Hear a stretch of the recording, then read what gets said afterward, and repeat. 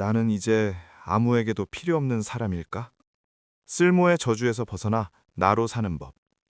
아버님, 어머님, 오늘 영상을 시작하기 전에 먼저 한 분의 이야기를 들려드리고 싶습니다. 경기도 수원에 사시는 이 아무개 어르신, 올해 74살이십니다. 35년을 한 직장에 다니셨고, 은퇴하던 날 동료들이 성대하게 파티도 열어드렸다고 합니다. 그런데 그 파티가 끝나고 집으로 돌아오시던 차 안에서 이분은 갑자기 눈물이 왈칵 쏟아지셨다고 해요. 왜 우셨을까요? 이제 나는 아무도 나를 필요로 하지 않겠구나. 그 생각이 가슴을 강타한 겁니다. 은퇴 후 석 달이 지났을 무렵 이분의 하루 일과는 이렇습니다. 아침 7시에 눈을 뜨십니다. 습관처럼 양복을 찾다가 오늘도 갈 곳이 없다는 걸 깨닫습니다. 아내가 차려준 밥을 드시고 거실 소파에 앉으십니다. 텔레비전을 켜지만 무슨 내용인지 머릿속에 들어오지 않습니다. 핸드폰을 들어 큰아들 카카오톡을 열어봅니다. 마지막 메시지는 나흘 전입니다. 잘 지내시죠? 그게 전부입니다. 뭔가를 타이핑하려다 바쁜 아들 귀찮게 하는 것 같아서 그냥 핸드폰을 내려놓습니다. 그렇게 오전이 지나갑니다. 오후도 지나갑니다. 하루가 지나갑니다. 나는 오늘 하루 아무에게도 쓸모있는 사람이 아니었구나. 어머님들께도 묻고 싶습니다.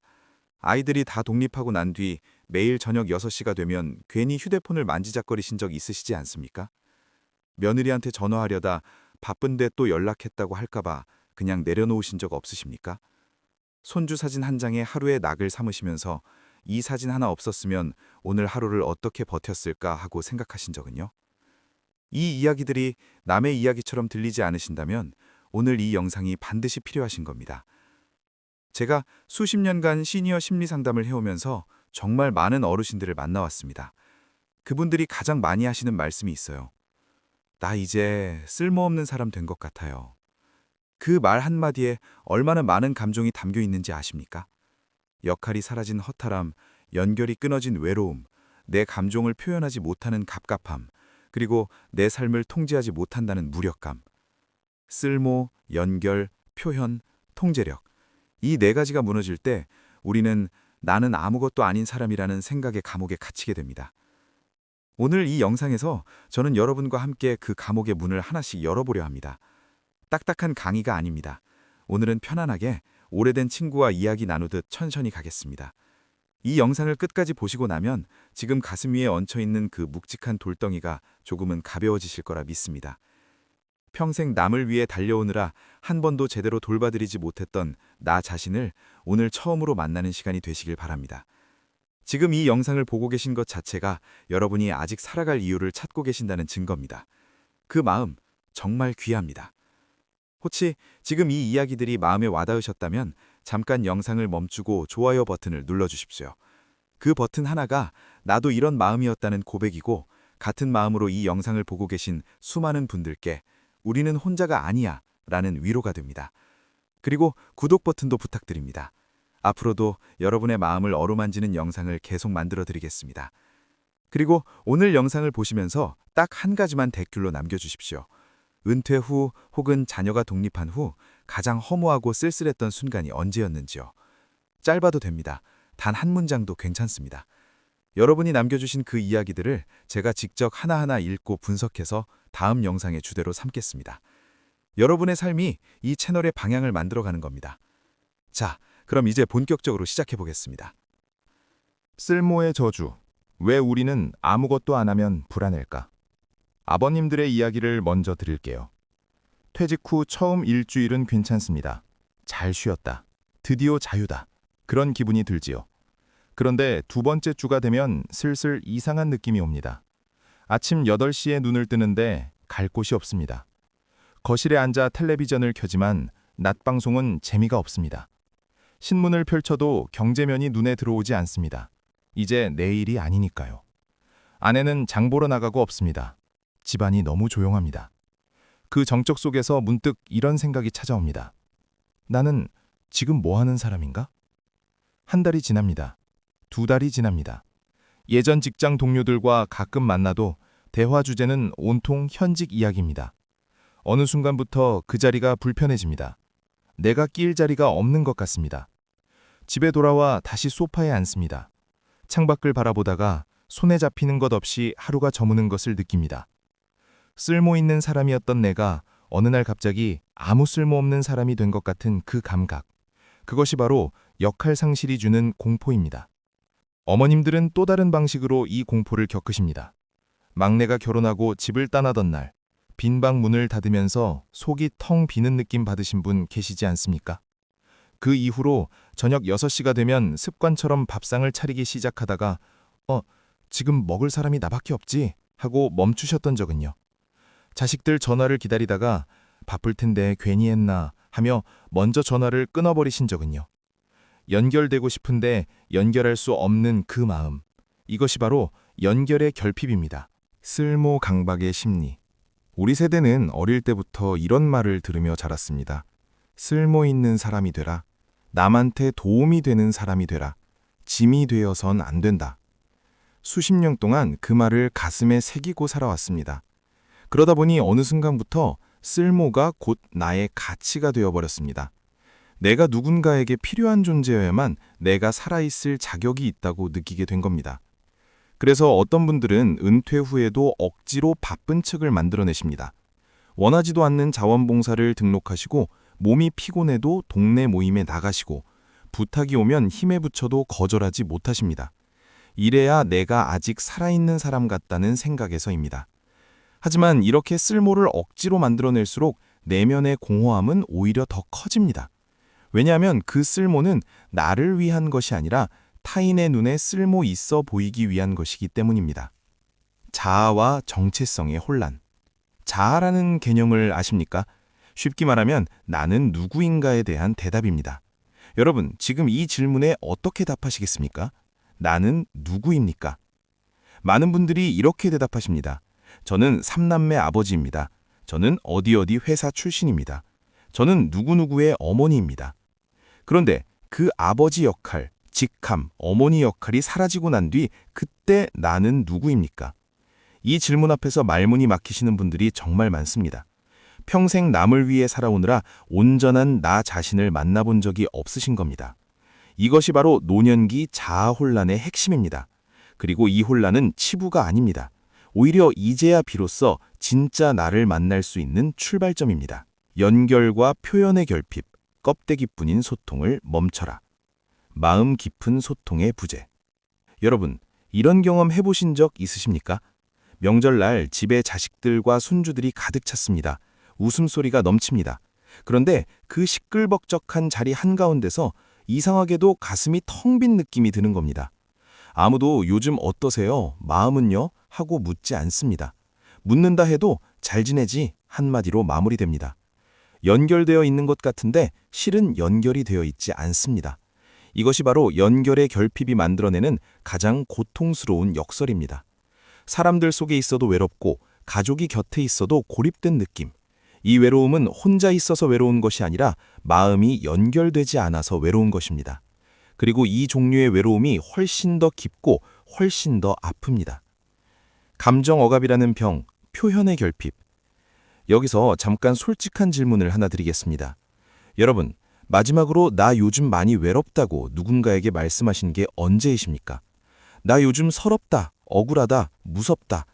이런 말을 소리내어 하신 게 언제이십니까? 기억이 잘 안 나신다면 그것 자체가 이미 오랜 시간 감정을 억누르고 사셨다는 증거입니다. 우리 세대는 참는 것을 미덕으로 여기며 자랐습니다. 칠칠 맞게 왜 그래? 남자가 왜 그런 소리 해? 어른이 체면이 있지. 이런 말들을 들으며 감정을 꾹꾹 눌러왔습니다.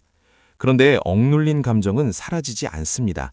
내면 깊은 곳에 쌓이고 쌓여서 언젠가는 반드시 몸이나 마음으로 터져나옵니다. 원인 모를 무기력감, 사소한 것에 갑자기 분노가 치솟는 것, 이유 없이 눈물이 나는 것. 이것들이 모두 오랫동안 표현되지 못한 감정들이 보내는 신호입니다. 표현의 결핍이 쌓이면 결국 존재 자체가 보이지 않는 것 같은 느낌으로 이어집니다. 정서적 치유의 필요성, 그리고 실천 방향. 요즘 시니어 커뮤니티에서 미술 치료, 글쓰기 모임, 노래 모임이 폭발적으로 인기를 끌고 있다는 것 아십니까? 처음에 많은 분들이 나이 들어서 뭘 또 배워요 하고 손사래를 치십니다. 그런데 한 번 참석하시고 나면 대부분 이런 말씀을 하십니다. 평생 이렇게 내 마음을 꺼내놓은 적이 없었는데 오늘 처음으로 숨이 쉬어지는 것 같았어요. 그렇습니다. 사람은 누구나 자신의 이야기를 표현하고 싶어 합니다. 그 욕구는 7살 아이에게도 있고 70살 어르신에게도 똑같이 있습니다.